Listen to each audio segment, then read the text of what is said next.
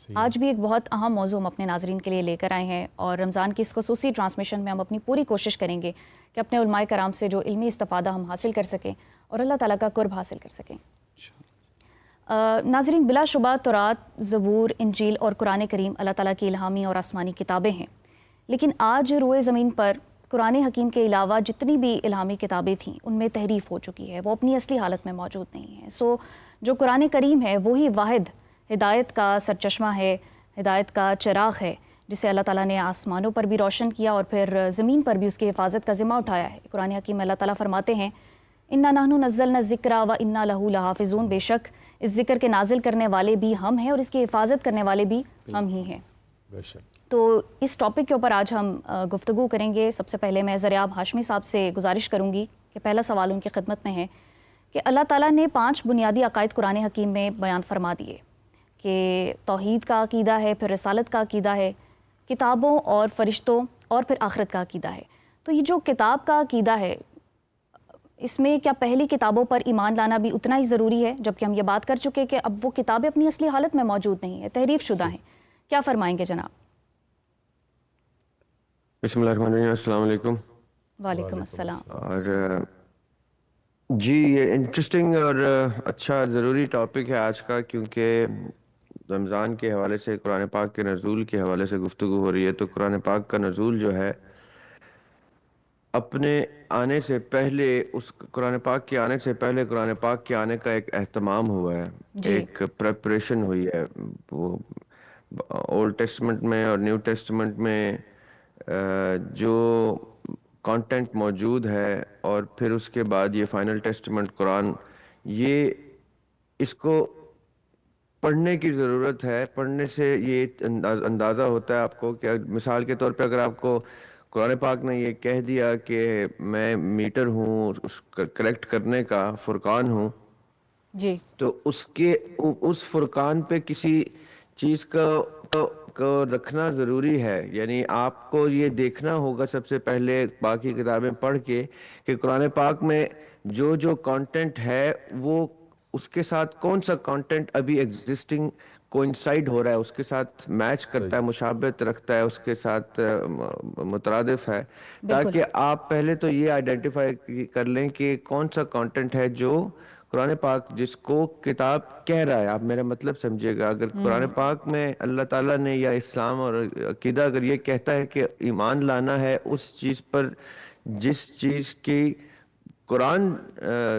گواہی دیتا ہے، جس چیز کی قرآن شہادت دیتا ہے، تو آپ نے اسی چیز پر ایمان لانا ہے جس چیز کی قرآن شہادت دیتا ہے۔ اور قرآن جب شہادت دے رہا ہے تو ہم نے وہ آئیڈینٹیفائی کرنا ہے کہ وہ شہادت جس کانٹینٹ کی دے رہا ہے، وہ کانٹینٹ کہاں کہاں کس کس صورت میں پایا جاتا ہے۔ اب اگر وہ کسی کتاب کی صورت میں پایا جاتا ہے تو وہ کتاب معتبر ہو جائے گی۔ اگر وہ کتاب کی صورت میں نہیں اور لوگوں کے دلوں میں وہ کسی طرح پایا جاتا ہے، جیسے حفاظ کے دلوں میں قرآن پایا جاتا ہے، اس طرح اگر لوگوں کے دلوں میں وہ اس کا ایسنس پایا جاتا ہے، جو کتابیں نازل ہوئی ہیں، جو میسج پہلے آیا ہے، تو وہ میسج آئیڈینٹیفائی کرنے کی ضرورت ہے۔ یعنی فرقان کا مطلب یہ ہوتا ہے، قرآن پاک کا جو نام فرقان ہے، اس فرقان کا مطلب یہ کہ اس کے اوپر، اس کے ساتھ جو چیز بھی کسی بھی مٹیریل میں اس کے ساتھ اس کے مطابق درست ہوگی،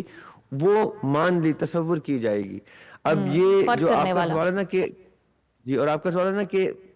ایمان لانے کی شرط میں یہ چیزیں اور ایسے اس کا مقصد کیا؟ آپ دیکھیں، جب ہم ایمان مفصل جس کا آپ ذکر کر رہی ہے، ایمان مفصل جب ہم پڑھتے ہیں کہ میں ایمان لایا اللہ پر، اس کی کتابوں پر، اس کے رسولوں پر، تو اس کا مطلب یہ ہوتا ہے کہ میں اس سارے کانسیپٹ کے اوپر ایمان لا رہا ہوں جس کانسیپٹ کا کانٹینٹ قرآن میں موجود ہے۔ آپ سمجھیے گا اس بات کو، جب ہم سورہ بقرہ میں کہتے ہیں نا الذین یؤمنون بالغیب،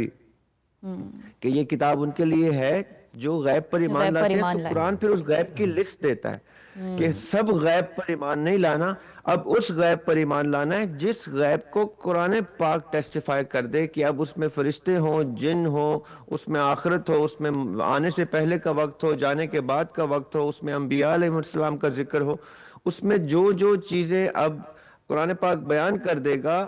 وہ ہے آپ کا غیب، وہ ہے میرا غیب۔ کئی چیزیں ایسی ہیں جو قرآن پاک کے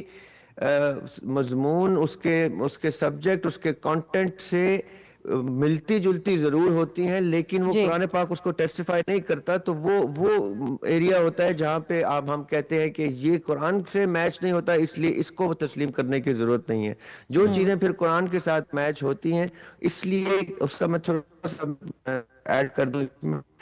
وقت کے ساتھ ساتھ انسان کی گروہ کے ساتھ کی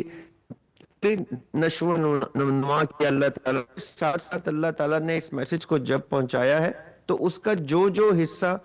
قرآن پاک کہے گا کہ اب ہم اس کو فائنل ٹیسٹمنٹ میں لے کے آئیں گے، وہ باقی ساری ریولیشنز جو جو اس سے میچ کرتی ہیں اس کو معتبر کرے گا، اس کو ویلیو دے گا۔ اس کا مطلب یہ ہے اس کو گلوریفائی کرے گا۔ یہ آگے چل کے ہم پروگرام میں مزید ڈسکس کریں گے، تاکہ میں چاہتا ہوں باقی بھی گیسٹ اس پہ اپنی رائے دیں۔ آپ کا کیونکہ ٹاپک اچھا ہے، آئی وانٹ کہ باقی مکتبہ فکر بھی اس کے اوپر اپنے رائے کا اظہار کریں۔ جی حافظ حبیب الرحمان صاحب سے ہم یہ جاننا کہ 4 اسلامی کتابیں جو ہیں یہ مختلف ادوار میں نازل ہوتی ہیں۔ بالکل۔ تو یہ مختلف ادوار میں نازل ہونے کے پیچھے کیا حکمت عملی؟ السلام علیکم ورحمۃ اللہ وبرکاتہ۔ الحمدللہ وکفیٰ والصلاۃ والسلام علی من لا نبی بعدہ۔ جس طرح میرے بھائی ذریعہ ہاشمی صاحب نے بات یہ کلیئر کر دی ہے کہ اللہ تعالیٰ نے وہ چیزیں ملتی جلتی ان کتابوں میں نازل کی ہیں۔ سب سے پہلے یہ بات ذہنوں میں رکھ لیں کہ یہ ساری کتابیں اللہ کی طرف سے ہیں۔ بے شک اس میں جو حکمت ہے کہ اللہ نے اس کو الگ الگ دور میں کیوں نازل کی، تو یہ یاد رکھیں کہ ہر قوم کا ان کی فکری سوچ، ان کی سماجی جو زندگی لائف سٹائل تھا وہ الگ تھا، یعنی کہ ہر دور کی اپنی ضرورت ہوتی ہے۔ میں اس کی مثال دیتا ہوں کہ جس طرح ہمارا یہ شہر لاہور ہے، یہاں کے بینیفٹس، یہاں کے رولز، یہاں کے جتنے معاملات ہیں وہ عام شہروں میں نظر نہیں آئیں گے۔ کیوں؟ یہاں کی ضرورت اور ہے۔ اللہ نے جس طرح قومیں نازل کی، جس طرح تورات ہے، تورات ابھی وہ قوم جو ہے نا وہ غلامی سے نکلی تھی، تو اللہ تعالیٰ نے ان کو پھر شرعی احکامات جو اس میں تھے، قوانین تھے، اللہ نے وہ سکھائے۔ اور جو زبور اللہ نے نازل کی تو وہ اس میں اللہ نے اپنی حمد و ثنا، اپنی تعریف، عبادات کے اوپر اللہ نے بات کی ہے، کیونکہ ان کو اس چیز کی ضرورت تھی۔ پھر آگے جا کر جو انجیل ہے، اس کو اندر اللہ تعالیٰ نے روحانی اور اخلاقی جو اس کا مرکز بنا کر اللہ نے اس کتاب کو پیش کر دیا، یعنی ان کی ضرورت یہ تھی، ہر دور ہر قوم کے تقاضوں کے مطابق بالکل ان کے مطابق، یعنی بالکل جب پھر قرآن آیا تو اس نے ان سب چیزوں کو سمیٹ لیا۔ اور اس کی وجہ یہ ہے کہ وہ الگ الگ اس لیے اتریں کہ وہ قوموں کے لیے تھی، کسی ایک خاص جگہ کے لیے تھی۔ ایک وقت میں 2 نبی بھی موجود ہوتے تھے، تو ان کی شریعت، ان کی باتیں الگ الگ ہوتی تھیں۔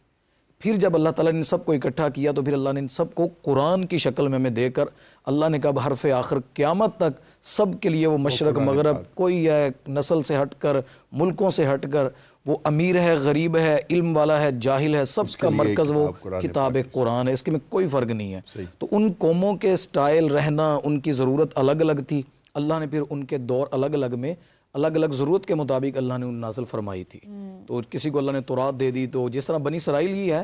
تو تورات اللہ نے دی ان کو، جو موسیٰ علیہ السلام کے ساتھی جہاں سے آئے، پھر عیسیٰ علیہ السلام کی اور نوعیت تھی، اللہ نے سب کی شریعت اور معاملات الگ الگ بنا کر پھر ان کو کتابیں عطا فرمائیں۔ قرآن کا یہ اعجاز ہے کہ یہ کل کائنات کے لیے، دونوں جہانوں کے لیے اب ہے۔ وہ جو تھیں وہ کچھ قبیلے تھے، یعنی کچھ لوگ تھے یا کچھ امت کے ساتھی ان کے، جس طرح عیسیٰ کے الگ، موسیٰ کے الگ، تو اللہ نے ان کو الگ الگ پھر یہ کتاب عطا فرمائی تھی۔ اچھا